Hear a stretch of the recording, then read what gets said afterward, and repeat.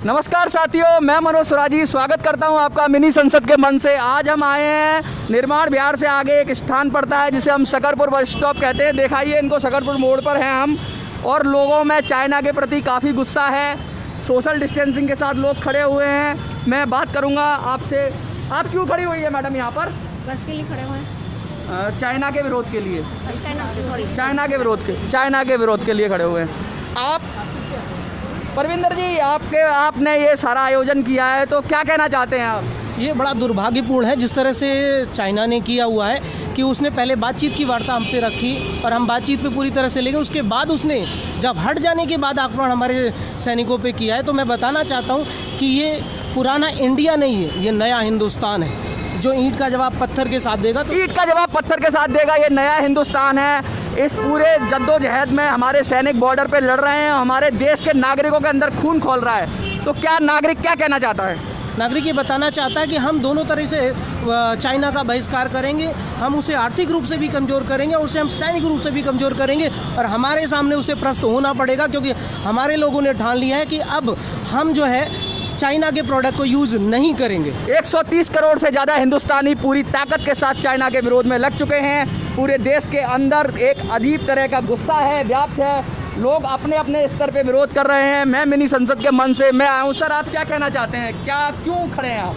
हम मोदी जी से ये कहना चाहते हैं कि आप जो सरकारी ठेके देते हैं या जो बैंक जहाँ पे बुलाए हैं, आमंत्रित किए हैं चीन को, आप एक बार कम से कम उनको यहाँ से भगा कर देखें। जनता तो आपके कहने के अनुसार चलती है। जनता को आप एक बार अगर संदेश देंगे कि आप चीनी सामानों के अगर बहिष्कार करें तो वो 100 बार करने के लिए जनता तैयार है। लोग टीवी फोड़ रहे हैं, लोग मोबाइल का प्रयोग बंद कर रहे हैं, लोग चीनी सामान का बहिष्कार कर रहे हैं। पूर्वी दिल्ली आपदा प्रहरी है, ये संगठन है, इनके साथी हैं, कुछ साथी शैडो कैबिनेट से हैं, बहुत सारे लोग हैं यहाँ पे, कुछ यहाँ के इंडिविजुअल साथी हैं। पूर्वी दिल्ली आपदा प्रहरी है, ये संगठन है, ये समाज के लिए काम करता रहता है। मेड इन चाइना को सबक सिखाना है, स्वदेशी चीज़ों को अपनाना है।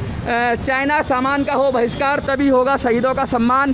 चाइना सामान का हो बहिष्कार तभी होगा शहीदों का सम्मान। अब भारतीयों का एक ही नारा, चीनी उत्पाद नहीं हमारा। इस तरह के नारे, इस तरह के बैनर, इस तरह के पोस्टर लेकर ये आम जनता पूरे गुस्से में, जोश में उबल रही है। और ये क्या कहना चाहते हैं? अंत में आप क्या कहना चाहते हैं सर? लोगों को क्या संदेश देना चाहते हैं?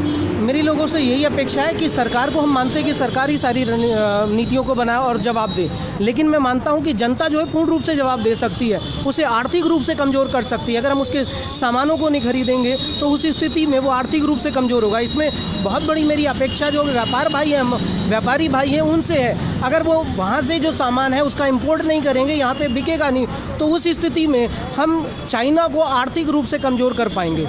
मैं मनोज सुराजी मिनी संसद के मन से आपसे इसी संदेश के साथ विदा लेता हूं। आप भी अपनी तरह से चाइना का विरोध करिए, प्रदर्शन करिए, जो भी हो सकता है करिए। देश के जवानों के साथ खड़े रहिए। यही आपके लिए, देश के लिए और देश के जवानों के लिए, खासकर जो शहीद हुए हैं उनके लिए सच्ची श्रद्धांजलि होगी। जय हिंद, जय भारत।